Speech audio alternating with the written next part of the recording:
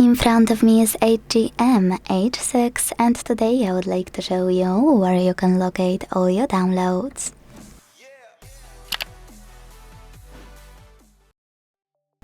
Start by opening an app called Files that's already on your device.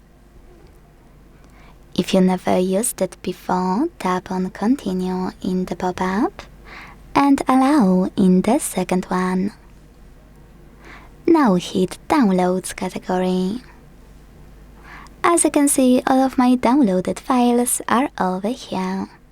To open one, tap on it on the left. And what most people miss, to manage one, click on those three dots on the right. Then check out all of those options and use them however you want to. Thanks so much for watching. If you enjoyed this video, leave a like, comment and subscribe. Bye!